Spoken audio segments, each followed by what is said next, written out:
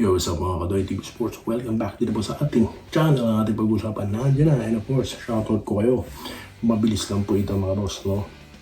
Pero sana sa mga followers and subscribers natin, mga suway dito, palike po ng ating video. Sa mga hindi pa, huwag kayo mainggit. Pwede kayo mag-follow at subscribe muna. No? Follow, subscribe muna bago mag-like. Okay, maraming salamat po sa inyong patuloy na pag-support. I really appreciate it, guys. Alright, so umpisahan na natin to, mabilis lang naman yan. Okay, ano sa tingin ko, bakit kinuha ng Phoenix itong si Gian Mamuyak?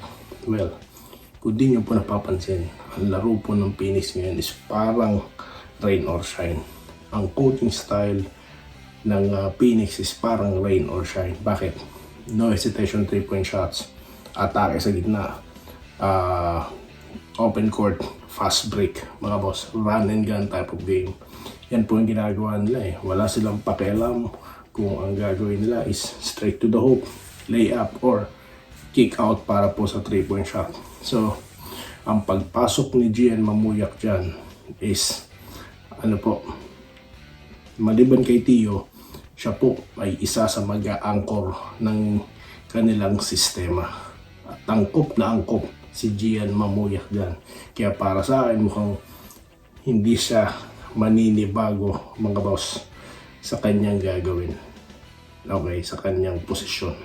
Dahil planado na ito, no, ng Phoenix.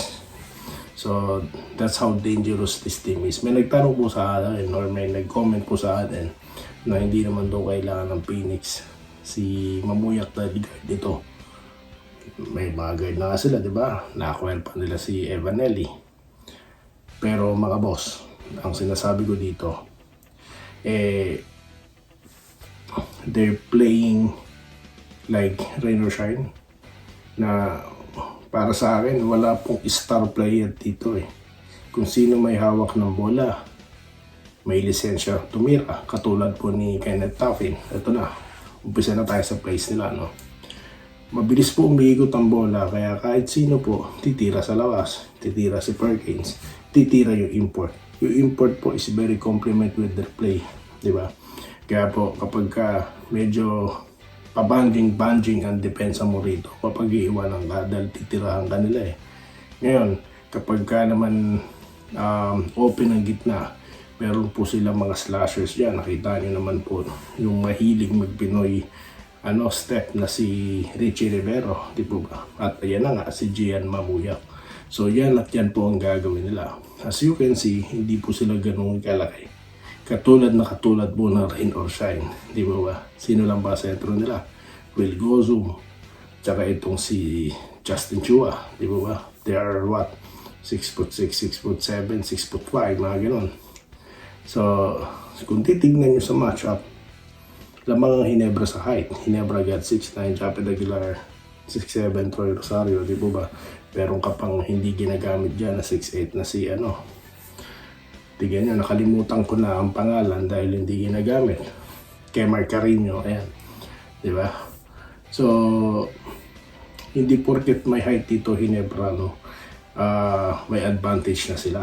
Di ba? Dahil ang Phoenix style po is, yun na nga, kung sino po ang kung sino nasa loob may lisensya lahat tumira. Kaya po, ito ang delikado dito dahil umiikot po. Maganda po ang kanilang ball rotation. Kaya tignan nyo, malalaking player po ang tinalo nila. Look at Magnolia, meron yan Xavier Lucero, di ba? May, actually, di ba masyado nagagamit sila po, tipo ba, 16 yun. Tapos, Ian Sanggalang, di ba? 6'6", 6'7". Tapos sa kabila naman po, tinalo rin nila ang Meralco na may Brandon Bates. Hindi po ba? Pansin nyo yun, may Almasan, 6'7". So, hindi po porket malaki ang frontline na Hinebra ay may advantage sila. Dahil para pong mirror or para pong rain or shine ang makakalaban dito ng Hinebra. Okay, so yan po ang aking pag-aanalisa dyan, no? Sa kung paano ang gagawin ng Phoenix against Hinebra. Sa next content, paano naman po ang gagawin ng Hinebra. Okay, dahil exciting po ito dahil abangan natin first game ng import, di ba ba? Tapos Ganun din, itong first game naman ni Mamu. So yan ang ating topic next time naman. Shoutout po tayo mga boss. Si Ginoong Rodrigo Rodriguez po pala ang nagsabi na hindi 1 or 2 guard position ang kailangan ng Phoenix. Big man din ang kailangan ng Phoenix dahil loaded na sila sa guard. Well, dito po papasok yung sinabi ni Coach Tim Cone, na kahit na may guard na sila, kahit meron na sila same position, basta po yung player na yon is star, gagawa ng paraan yan para makalaro. So ganyan po yun. So hindi po yan sa pangailangan kung sino kailangan nila. Remember, nung kinuha po na Ginebra si Barrientos, they got Mishi, they got LA that time. Kailangan po ba si Barrientos noon? Hindi. Ginawa nila ng paraan, di ba? Nung kinuha nila si Barrientos, si Kagiwa, nagulat tayo lahat. Kasama na ako doon dahil gusto ko doon si Arrigo Makuhay. Dahil yun ang kailangan ng Ginebra, wingman, di ba ba? Eh ang kinuha ng Ginebra si Kagiwa, is a guard. During that time, meron silang Baldavid, meron silang JJ Hildebrand. If I'm not mistaken, nandun pa ata si Rodney Santos. If I'm not mistaken, mga boss. Elmer Lago. Diba? Maraming guard that time ang Ginebra. Diba? So, hindi po ibig sabihin, parehas ng posisyon na meron sila, hindi na kailangan. Gagawa ng parang tigata great coach. Diba ba? Alright, dito tayo kay Guillermo Catugod. Excited na nga, mga fantastic Ginebra makita na sila. Okay, sa linggo. Alright, Lope Bucalos, sana makasabay USB sa sistema ng CBC. Excited na po si Sir na mapanood yan. Okay. Minerva Nimba, hello Doy TV. Kaya pa rin na Ginebra din dapat ang teams na nagpalakas na. Okay, great. Tama lang napalakasin ng mga team na lagi naiiwan sa ibaba. Para naman medyo magkaroon ng balanse at sumigla ang liga ng BBA. Eduardo Pasquilla, good morning. Idol Doy TV, sana mapunta na lang sa Ginebra. Lumakas na lalap nila. Hindi ako pabor na mapunta siya sa mga malakas na mabunan lalo na sa Ginebra, maganda na po ang front natin, guard formation natin Tandaan po natin, naging best player of the conference si Barrientos dahil focus po sa kanya ang bola at ang opensa. Kung dadagdagan niyo po yan, mag-iiba po ang sistema. Di po ba? Tsaka, I don't think Mamuyak will fit sa sistema ni Coach Tim Cone. Di po ba? At yun na nga. Meron ka pang abis dyan. Meron ka pang yung injury po na guard. So, wag po tayo masyadong bukakaw sa mga stars, Let this independent team own them, di ba? Yun lang naman. Archie Makirang, excited na ako makita si DPP kung anong klaseng laro niya. Shooter daw po sa practice kasi wala naman po nagko-contest sa kanya. Iba po ang laro sa practice. Kung sa practice po, hindi niya maipasok yung mga 3-point niya, may problema na po yun. Iba po ang practice sa actual, shooter tao. Natural, wala namang bantay. Pihira naman, boss. Okay, 2 days to go, Ginebra day na. I'm not talking to, Sir Archie, I'm referring to those na hina-hype siya. Okay, alright, magkalawa, nagpapashoutout. Salamat, morning. Carlito Bolima, Doy TV, your number 1 pa-shoutout. Yes, salamat po, sir. Okay, Willie Barday, good morning, 1-0 agad yan. Okay, Barday Cantor. Ginebra 1-0 na Sunday. Nagpapa-shoutout po si Mama Erin Gilias. Yes ma'am, salamat po. Ken Villar, kahit sino pa kunin ng Phoenix na player, hindi sila mananalo. Alright. Joseph Pineda, nabalitaan ko rin trade kay Gian Mamu to Phoenix, first round pick from Sports Legit Sources. Pero kaya pa rin na Ginebra yan. Even no JB and Scotty. At masusubukan si Rigsby or Gibbsby. Okay.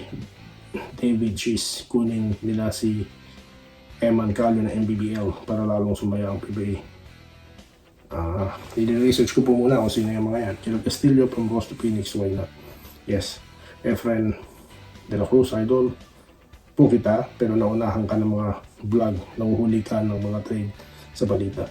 Alam niyo, sir, yan po yung lagi kong inuulit-ulit dito.